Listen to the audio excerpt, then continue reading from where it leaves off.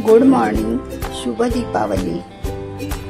आपण आज भाजलेल्या पोह्यांचा म्हणजे डाएट सारखाच हा चिवडा असतो तो करणार आहोत। हे 1 किलो पोहे मी घेतले, त्याला काही न लावता फक्त ते चाळणीनेच छानपैकी चाळून घ्यायचे, म्हणजे त्याच्यामधली माती किंवा थोडासा कस असतो तो निघून जातो, कचकच लागत नाही। नंतर बाकीचं साहित्य बघा, लसूण 1 वाटी घेतलाय, जिरी मोहरी, नंतर काजू बदाम मनुके घेतले, काजू बदाम, कढीपत्ता आणि मिरची, ओली मिरची, चाट मसाला भुरभुरायला, आणि शेंगदाणे 1.5 वाटी किंवा 1 वाटी, डाळवं, हे डाळ असते ना आपली भाजलेली डाळ ती, आणि आपलं सुकं खोबरं हे सगळं आपण साहित्य तयार करून ठेवायचं। तर आता आपण तेल तापत ठेवलेलं आहे आणि ह्या सगळ्या वस्तू आता आपण तळून घेणार आहोत। तर सर्वात प्रथम आपण शेंगदाणे तळूया, खोबरं, काजू बदाम, मनुका, लसूण, नंतर कढीपत्ता, मिरची, जिरी मोहरीची फोडणी नंतर द्यायची, नंतर डाळ, तुम्हाला आणखी काय सांगते, ह्या सगळ्या वस्तू जाड असतात त्या तळून घ्यायच्या, आणि नंतर आपण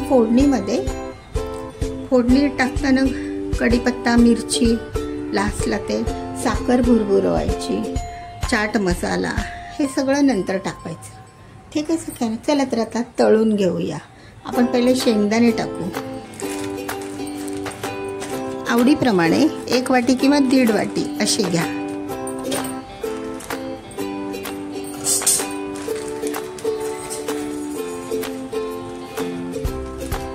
मी हे 2 वाटी शेंगदाणे घेतलेले आहेत। तर बघा, तुम्हाला कोणाकोणाला जास्त आवडतात, जास्त घेतले तरी पण बरं। हे बघा, हे आता भाजून घेऊया चांगलं।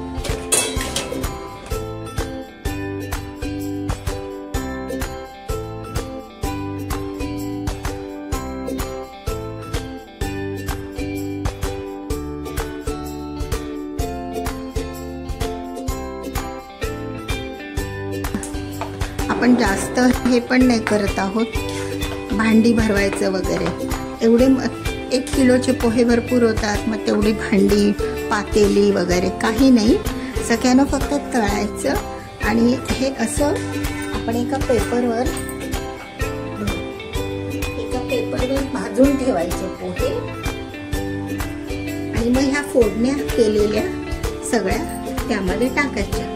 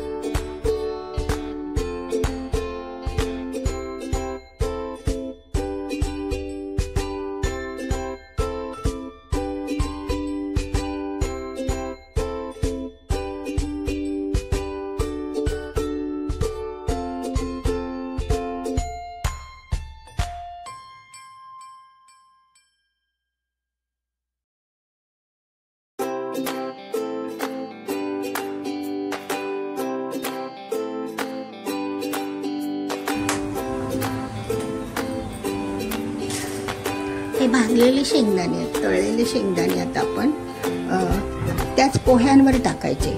ऑलरेडी तेल पण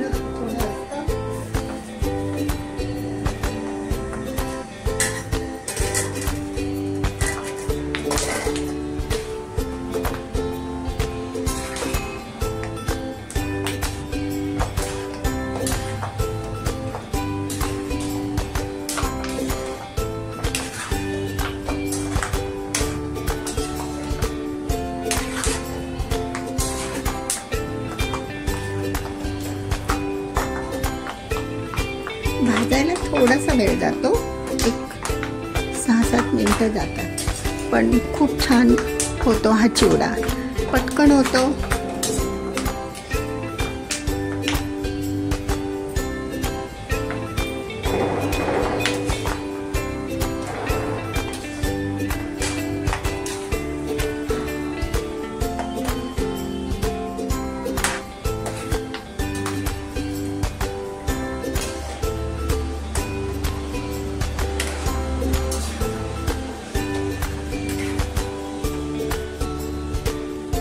शेंगदाणे भाजून झाले की आपण खोबरं थोडं थोडं करून भाजून घेऊया, कारण ते कसं पातळ असल्यामुळे लवकर करपतं.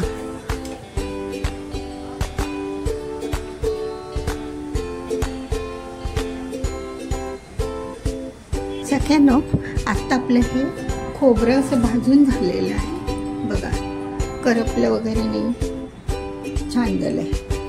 खोबरं भाजून घेतलं, बारीक गॅसवर ते करून घ्यायचं, थोडं निहुळतीने करायला लागतं खोबऱ्याचं.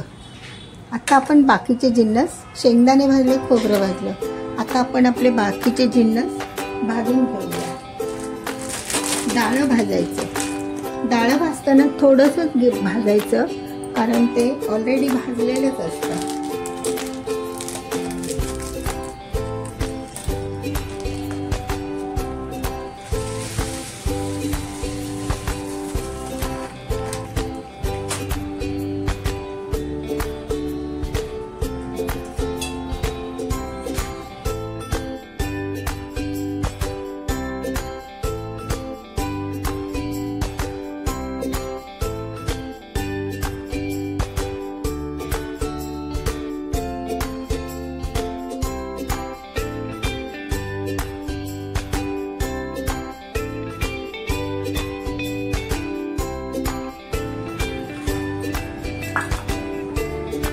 एकदम कमी फ्लेमवर, थोडी फ्लेम जास्त करायची.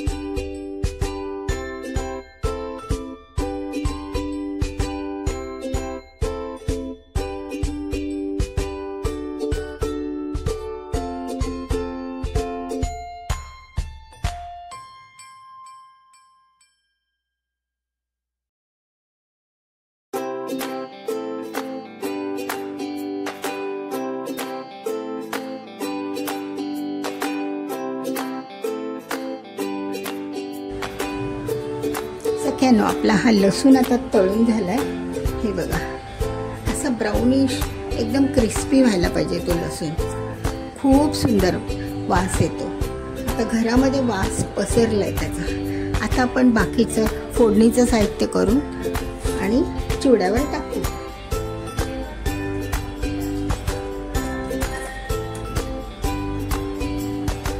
बारीक गॅस करायचा, एकदम कमी करायचा,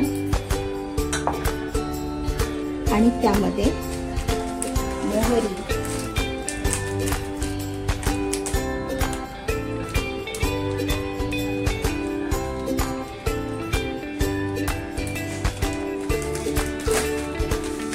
दोन चमचे मोहरी टाकूया.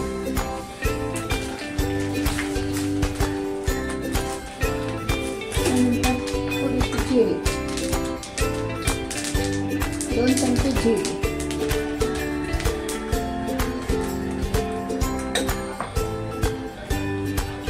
नंतर हिंग,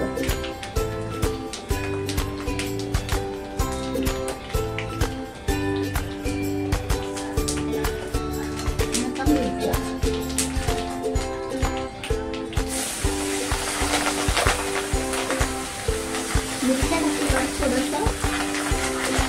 गॅसपासून दूर जावा, कारण त्या कशा तडतडतात ना.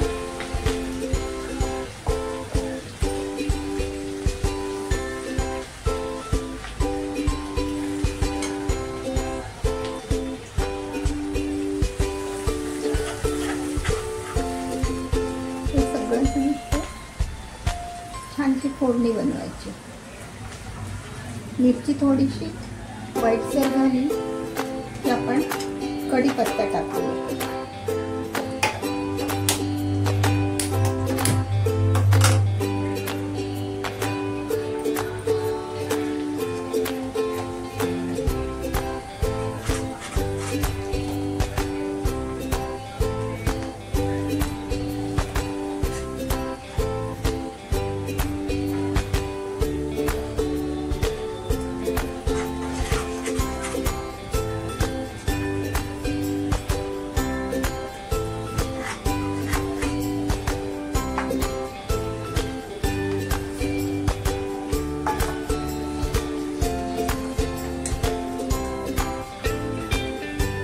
कढीपत्ता आदल्या दिवशी आणून तो धुवून सुकवायचा चांगला पंख्याखाली आणि नंतर तो फोडणीला असा टाकायचा.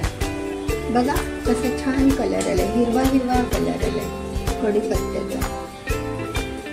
आता आपण हे लसूण पोह्यावर घालून घेऊया.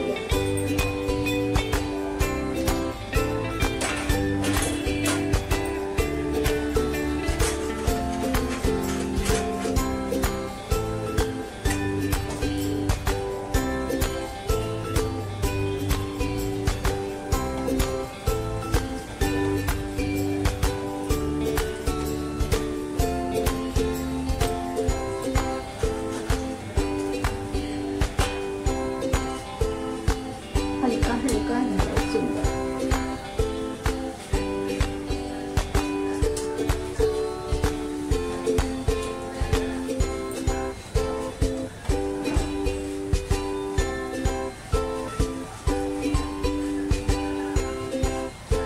त्याचा ना लाईटली खुळखुळ्यासारखा आवाज येतो, मग तो समजायचं कढीपत्ता भाजला.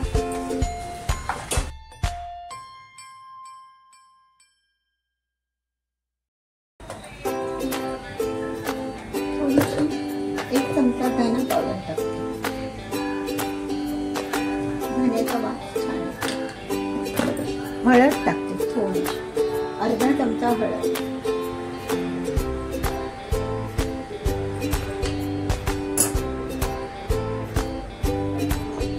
मीठ आपण मिक्स केल्यानंतर चवीनुसार टाकायचं. साखर, मीठ आणि चाट मसाला.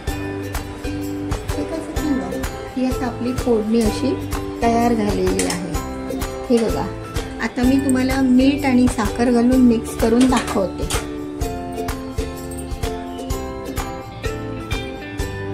हॅलो सगळ्यांनो, तर अशा प्रकारे आपला हा भाजलेला पोह्यांचा चिवडा तयार आहे. बघा किती सुंदर दिसतो आणि अगदी कमी तेलात. जास्त हळद नाही टाकली मी, कमीच हळद टाकली आहे, डार्क नको वाटायला.